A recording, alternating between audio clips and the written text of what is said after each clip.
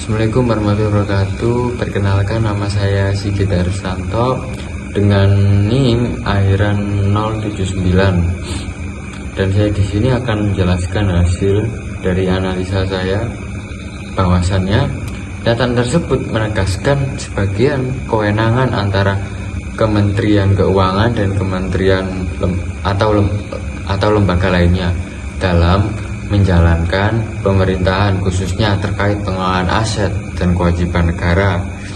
Kementerian Keuangan memiliki tanggung jawab utama sebagai pengelola aset dan kewajiban negara di tingkat nasional. Ini berarti Kementerian Keuangan bertindak sebagai otoritas pusat yang memastikan aset negara seperti tanah, bangunan, infrastruktur, sumber daya alam, dan lain-lain tercatat dengan baik, dimanfaatkan secara optimal dan dijaga agar tidak disalahgunakan.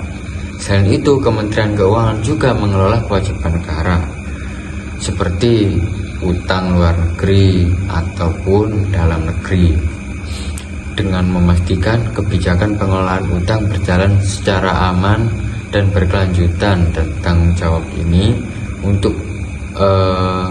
sangat penting untuk menjaga stabilitas keuangan negara dan memastikan setiap aset serta kewajiban dikelola secara transparan dan akuntabel.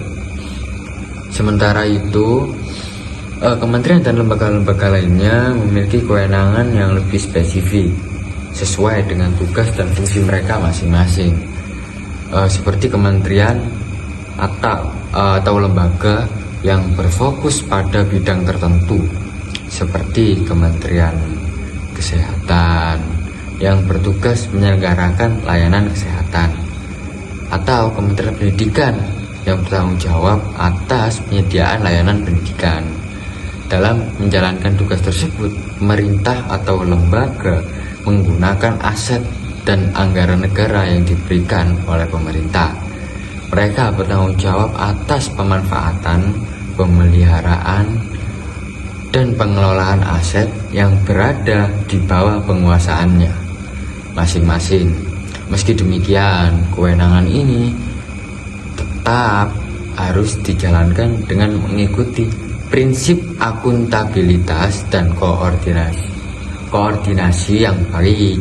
Dan Kementerian Keuangan terutama terkait pelaporan penggunaan aset anggaran, Kementerian Keuangan tetap memegang peran sebagai pengawas yang memastikan tidak terjadinya penyimpangan dan penggunaan aset negara secara tidak jelas. Dalam hubungan ini terjadi koordinasi dan pembagian peran yang jelas antara Kementerian Keuangan dan kementerian lembaga lainnya.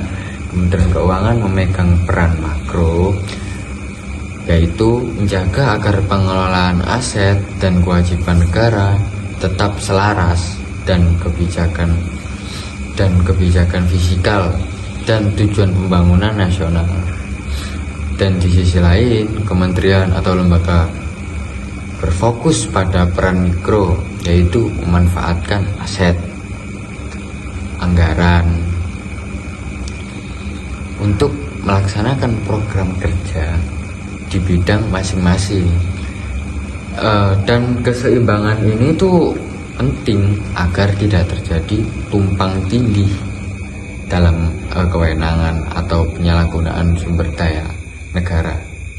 Dan demikian sinergi antara Kementerian Keuangan sebagai pengelola keuangan negara dan kementerian atau lembaga sebagai pelaksana fungsi pemerintah akan menciptakan pengelola keuangan dan aset negara yang lebih efektif, efisien, dan pastinya transparan, serta mendukung pencapaian tujuan pembangunan nasional secara menyeluruh sampai ke pelosok negeri.